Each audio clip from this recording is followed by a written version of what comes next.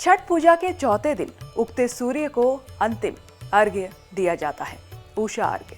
दरअसल अंतिम दिन उगते हुए सूर्य को अर्घ्य दिया जाता है। इसी के साथ 36 घंटे का निर्जला उपवास पूरा होता है। व्रती महिलाएं सूर्योदय के समय जल में डुबकी लगाकर सूर्य को अर्घ्य देती हैं और अपने परिवार की सुख समृद्धि, संतान की दीर्घायु और जीवन में ऊर्जा की कामना करती है।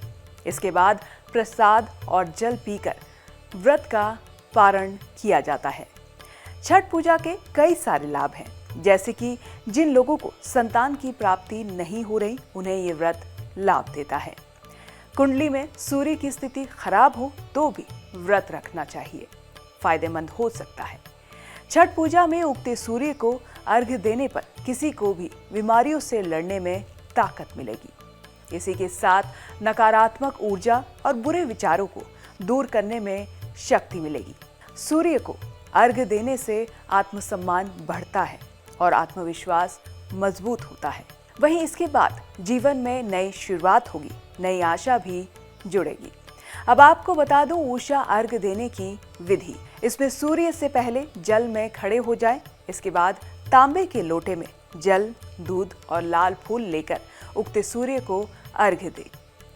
अर्घ्य देते समय अपनी मनोकामनाओं को याद करें और सूर्य देव के मंत्रों का जाप करें। इसके बाद व्रती पारण करें और प्रसाद ग्रहण करें।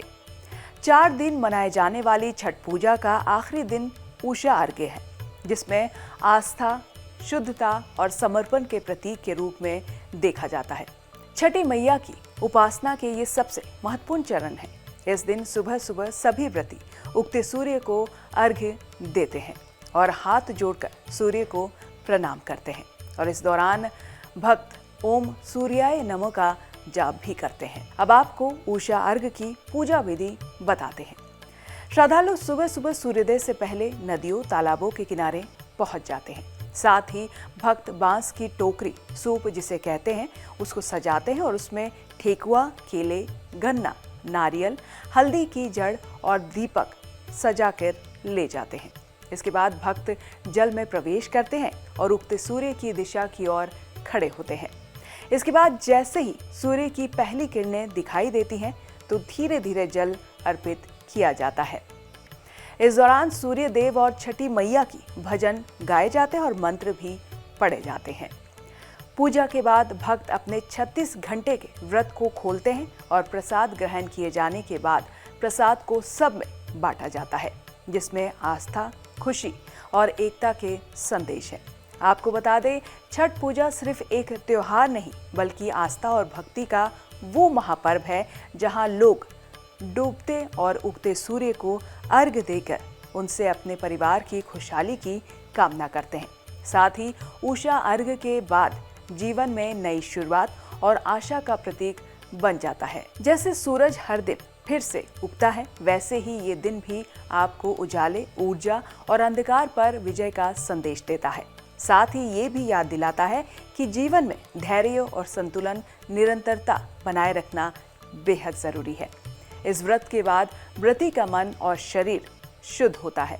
उषा अर्घ्य के माध्यम से सिर्फ सूर्य देव और छठी मैया की पूजा नहीं होती, बल्कि ये प्रकृति के साथ सामंजस्य, समुदाय के साथ मिलकर भक्ति और आभार प्रकट करने की सीख भी देता है। साथ ही व्रत खोलने के बाद प्रसाद बांटने का महत्व है।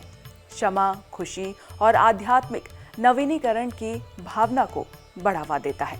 इस तरह कह सकते हैं कि उषा अर्घ्य सिर्फ एक धार्मिक अनुष्ठान नहीं बल्कि मानव और प्रकृति, परिवार और आस्था, परंपरा और नवीनीकरण के बीच गहरी कड़ी का अनुभव भी है। ये सिर्फ छठ पूजा का अंतिम अनुष्ठान नहीं बल्कि ये भक्ति, आस्था और प्रकृति के साथ जुड़ाव का प्रतीक है। जय छठी मैया की।